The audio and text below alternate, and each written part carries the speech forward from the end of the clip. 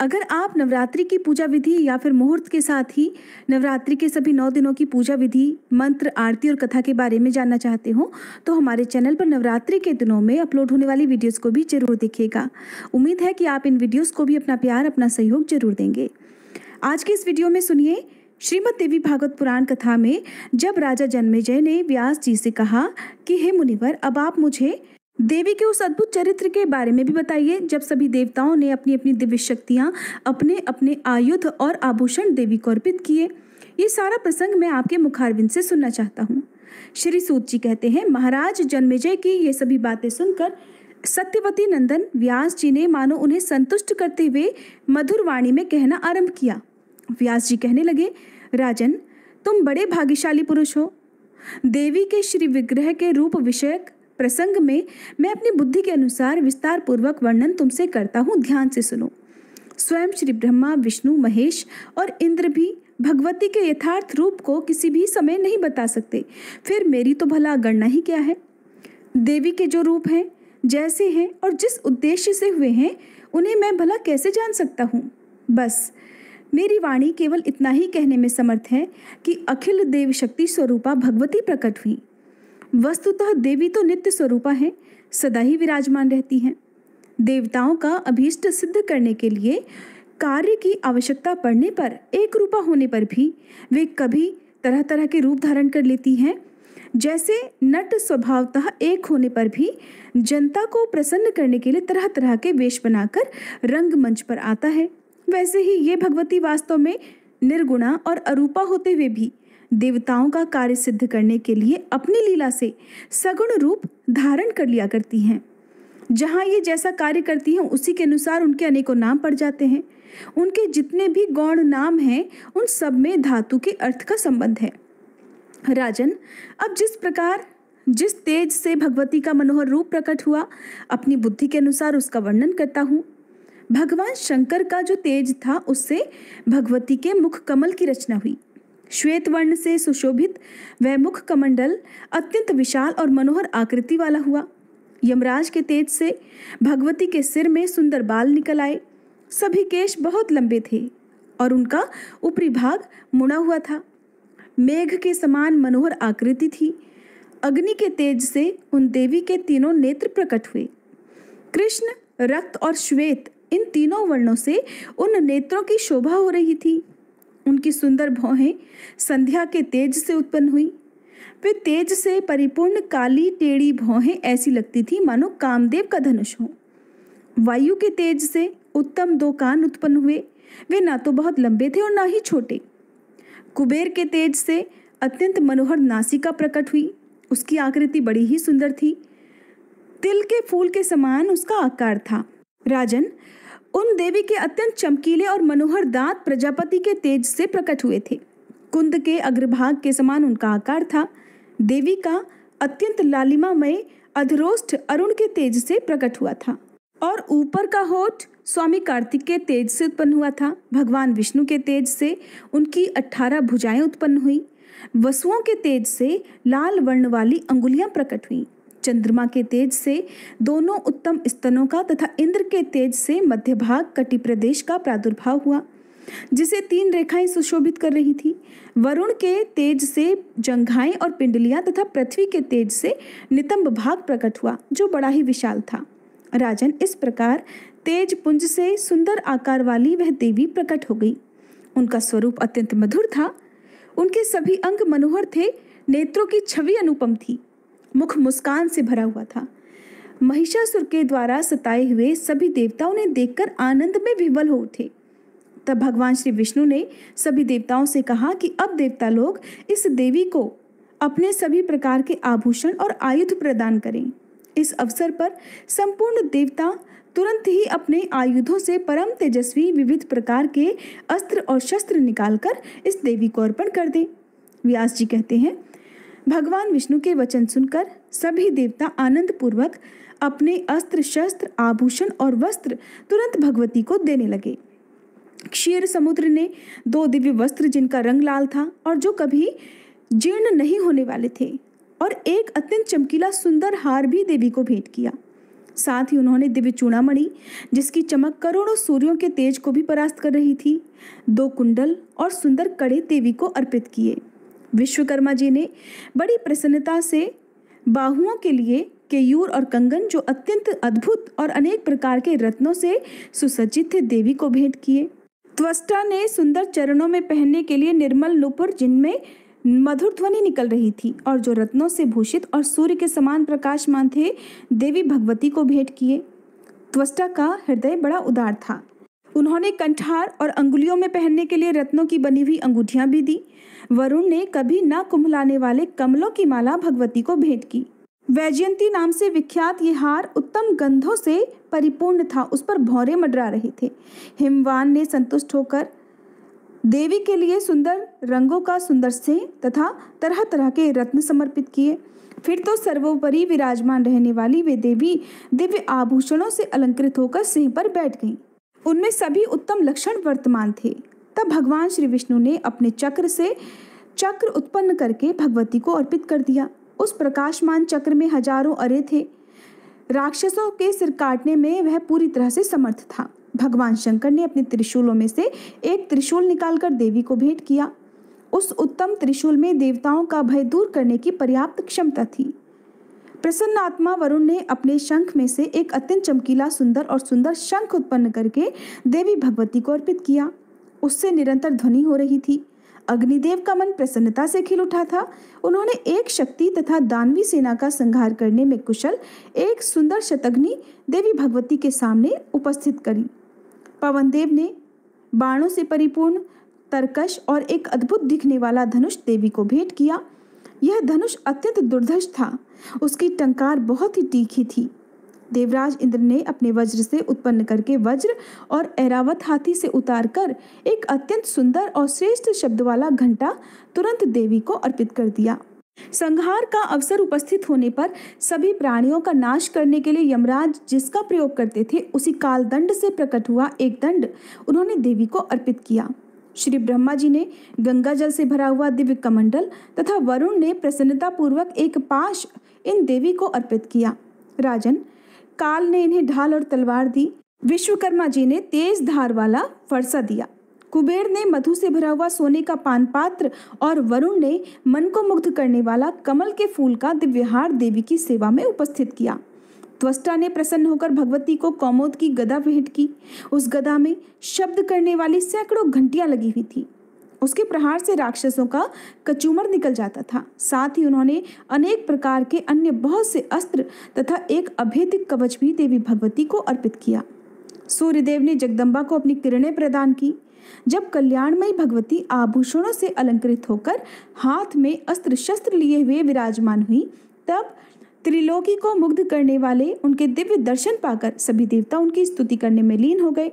देवतागण कहने लगे, हे शिवा, कल्याणी, शांति, पुष्टि और रुद्राणी नाम से प्रसिद्ध दिव्य स्वरूप धारण करने वाली हे जगदम्बा, आपको निरंतर प्रणाम है। जो कालरात्रि, इंद्राणी, सिद्धि, बुद्धि, वृद्धि तथा वैष्णवी नाम से विख्यात हैं, उन भगवती अम्बा को निरंतर नमस्कार है। जो पृथ्वी के भीतर व्याप्त हैं, किंतु पृथ्वी जिन्हें जान नहीं सकती, तथा जो पृथ्वी के अंतर में विराजमान होकर सदा शासन करने में संलग्न हैं, उन भगवती परमेश्वरी को हम प्रणाम करते हैं। जो माया के अंदर प्रविष्ट होते हुए भी उससे अज्ञात हैं तथा अंतःकरण में रहकर उसे प्रेरणा करने में उद्यत रहती हैं, उन कल्याण स्वरूपिणी अजन्मा भगवती जगदम्बा को हम प्रणाम करते हैं। माता, शत्रु से हम महान दुखी हैं। आप कल्याण दायिनी बनकर हमारी रक्षा कीजिए। अत्यंत दुराचारी महिषासुर को अपने तेज से मोहित करके उसे परास्त करने का शीघ्र ही कोई प्रबंध कीजिए। देवी, उस नीच, मायावी, भयंकर और अभिमान में चूर रहने वाले दानव को केवल कोई स्त्री ही मार सकती है। यह मूर्ख अनेक प्रकार के वेश बनाकर सभी देवताओं को कष्ट पहुंचाया करता है।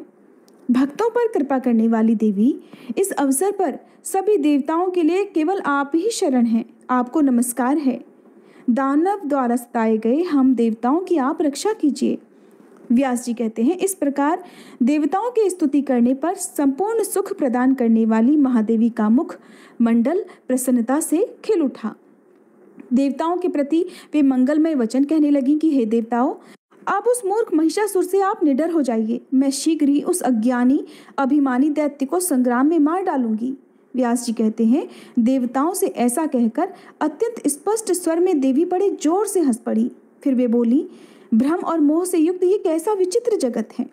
आज सभी देवता महिषासुर से अत्यंत भयभीत हो रहे हैं। इनका कलेजा थर्रा उठा है। आदरणीय देवताओं, प्रारब्ध बड़ा ही घोर और दुर्जय है, क्योंकि काल और कर्ता होने का सौभाग्य उसी को प्राप्त है। उसी के विधानानुसार सुख और दुख प्राप्त होते हैं। इस प्रकार कुछ हंसकर बात करने के बाद देवी ने अट्टहास भरे उच्च स्वर से गर्जना की। उस महान भयंकर शब्द को सुनकर दानव डर गए। उस अद्भुत शब्द से पृथ्वी कांप उठी, सभी पर्वत डोलने लगे, गंभीर समुद्र में तरंगें उठने लगी। उस गर्जना के प्रभाव से सुमेरु पर्वत अपने स्थान से खिसक पड़ा। सभी दिशाएं भीषण ध्वनि से गूंज उठी। उस गगन भेदी उच्च ध्वनि को सुनकर दानवों के सर्वांग में भय व्याप्त हो गया। देवताओं को अपार हर्ष हुआ।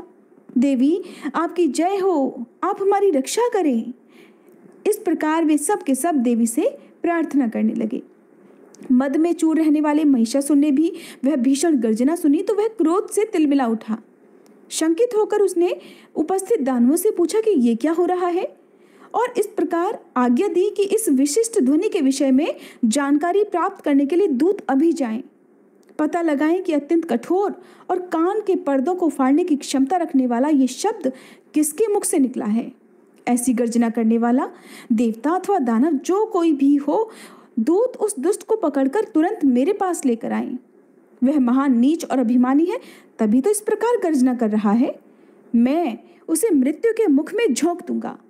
निश्चय ही उस मूर्ख की आयु समाप्त हो गई है। अब मेरे हाथ वह यमराज के द्वार जाना चाहता है। देवता तो कभी के परास्त हो गए थे। भय से उनका कलेजा कांप उठा था, इसलिए वे तो ऐसी गर्जना नहीं कर सकते। जिन्होंने मेरी अधीनता स्वीकार कर ली, उन दानवों का ये काम हो, ये भी असंभव है। फिर किस मूर्ख ने ऐसा दुस्साहस किया है? क्यों ऐसी गर्जना हुई? इस विषय की पूरी जानकारी प्राप्त करके दूत तुरंत मेरे पास लौट कर आए। तब मैं जाकर व्यर्थ परिश्रम करने वाले उस दुराचारी को मार डालूंगा। व्यास जी कहते हैं, महिषासुर के इस प्रकार आज्ञा देने पर दूत भगवती जगदम्बिका के पास जा पहुंचे। देवी के सर्वांग अत्यंत मनोहर थे। 18 भुजाएं थी। उनका दिव्य विग्रह संपूर्ण आभूषणों से सुसज्जित था। उनमें सभी उत्तम लक्षण विद्यमान थे। उन कल्याणमयी देवी ने हाथों में श्रेष्ठ आयुध धारण कर रखे थे। वे हाथ में पान पात्र लेकर निरंतर मधु पी रही थी। भगवती की ऐसी झांकी देखकर दूत डर गए। उनके सर्वांग में त्रास छा गया। अत्यंत शंकित होकर वे वहां से तुरंत ही लौट पड़े और जल्दी जाकर महिषासुर के सामने उपस्थित होकर उन्होंने गर्जना करने का कारण भी व्यक्त करना आरंभ कर दिया। दूत इस प्रकार महिषासुर से बोले कि हे दानवेश्वर, कोई एक सुंदर स्त्री दिखाई दे रही है। उस देवी के सर्वांग तारुण्य से खिल उठे हैं। उसने संपूर्ण अंगों में आभूषण धारण कर रखे हैं। अखिल रत्न उसके शरीर की शोभा बढ़ा रहे हैं। उसका तो विलक्षण रूप है। ना तो वह मानवी जान पड़ती है और न ही आसुरी। उस श्रेष्ठ स्त्री की 18 भुजाएं हैं। हाथों में अस्त्र शस्त्र लेकर वह विशाल सिंह पर सवार है। उसके सभी अंगों से अभिमान टपक रहा है। हमारे देखने में वही ऐसी गर्जना कर रही है। इच्छानुसार वह मधु का पात्र उठाकर अपने मुंह में उड़ेला करती है। हमारी समझ से उसका तो अभी विवाह भी नहीं हुआ है। देवता बड़े उत्साह के साथ आकाश में स्थित होकर उसकी स्तुति कर रहे हैं और वे कहते हैं कि देवी आपकी जय हो, आप हमारी रक्षा करें और शत्रु को परास्त कर दें। प्रभु, मैं ये नहीं जान सका कि वह श्रेष्ठ स्त्री कौन है और किसके साथ उसका विवाह हुआ है। इस सुंदरी के यहाँ आने का क्या कारण है और वह क्या चाहती है। उसके शरीर से इतना प्रकाश निकलकर फैल रहा है कि उधर ताकने में भी हम असमर्थ हो गए थे। उसके सभी श्रृंगार वीर रस के हैं। उसका मुख मुस्कान से भरा है। अद्भुत रस वाली वह सुंदरी नारी बड़ी भयानक लग रही है। उसका ऐसा रूप देखकर हम तो बिना बात किए ही वापस लौट आए हैं। राजन, हम आपके आज्ञाकारी हैं। अब इसके बाद हमें क्या करना चाहिए, आज्ञा दीजिए। तब महिषासुर ने अपने मंत्री से कहा कि वीर, तुम मेरे प्रधानमंत्री हो। आदेशानुसार सेना लेकर जाओ। साम दाम आदि उपायों का उपयोग करके उस सुंदर मुख वाली स्त्री को यहाँ लाने का प्रबंध करो। अगर साम और दाम से वह नहीं आना चाहती तो तीसरे अस्त्र यानी दंड का भी प्रयोग किया जा सकता है। इतना करना कि उसे चोट न पहुंचे। उस सुंदरी को सुरक्षित रूप से मेरे पास लेकर आना, क्योंकि कजरारे नेत्रों वाली उस नारी को मैं प्रसन्नता से पटरानी बनाना चाहता हूँ। संभव है प्रेम का बर्ताव करने पर ही वह मृगनयनी आ जाए। तुम मेरी इच्छा पूर्ण होने में यथासाध्य यत्नशील बन जाओ, और ऐसा करना जिससे रंग में भंग न होने पाए। उसके सौंदर्य रूपी ऐश्वर्य को सुनकर मैं तो मोहित हो गया हूँ। व्यास जी कहते हैं, महिषासुर के मधुर वचन सुनकर उसका प्रधानमंत्री तुरंत हाथी, घोड़े और रथों के साथ प्रस्थान कर गया। मनस्वनी भगवती जगदम्बा के पास जाने का उसका साहस नहीं हुआ। बहुत दूर खड़ा रहकर ही वो कहने लगा। उसने नम्रता पूर्वक मधुर वचन में भगवती के प्रति मीठी वाणी से कहा, महाभागे, मेरे स्वामी जगत विजयी हैं, उन्हें देवता तक नहीं मार सकते। मनुष्यों की तो फिर बात ही क्या है। वे मधुर वचनों में पूछ रहे हैं कि तुम कौन हो और किस उद्देश्य से यहाँ आने का तुमने कष्ट उठाया है। सुलोचने, हमारे महाराज को तो ब्रह्मा जी वरदान दे चुके हैं, इसका उन्हें पूर्ण अभिमान रहता है। सभी दानव उनका शासन मानते हैं, उनके अधीन हैं। वे बलवान और इच्छानुसार रूप धारण करने में भी समर्थ हैं। महिषासुर उनका नाम है। मन को मुग्ध करने वाला सुंदर रूप बनाकर तुम आई हो, ये सुनकर वे तुमसे मिलना चाहते हैं। अभी मनुष्य का रूप धारण करके वे तुम्हारे पास आएंगे। सुंदरी, तुम्हारी जैसी रुचि हो वही करो, हमें सभी बातें मान्य हैं। हे मृगलोचने, मेरे बुद्धिमान स्वामी तुम्हारे प्रति अटूट श्रद्धा रखते हैं। उचित लगे तो तुम उनके पास चलो, नहीं तो मैं ही उन्हें यहाँ बुला लाऊं। हे देवी, तुम्हारी जैसी इच्छा हो वही करने के लिए मैं यहाँ पर प्रस्तुत हुआ हूँ। महाराज महिषासुर तुम्हारे रूप की प्रशंसा सुनकर अत्यंत वशीभूत हो गए हैं, इसलिए हे सुजनने, शीघ्र आज्ञा दो, मैं उसी का पालन करना अपना परम कर्तव्य समझता हूँ। व्यास जी कहते हैं, भगवती जगदम्बा श्रेष्ठ स्त्री के रूप में विराजमान थी। महिषासुर के मंत्री की बात सुनकर वे मुस्कुराती हुई मेघ की तरह गंभीर वाणी में उससे कहने लगी। देवी ने जो कुछ भी कहा, भक्तजनों, उसका वर्णन आप अगले अध्याय में सुनिएगा। उम्मीद है हर बार की तरह आज की ये वीडियो भी आपको पसंद आई होगी। अच्छी लगी हो तो प्लीज़ लाइक करना मत भूलिएगा।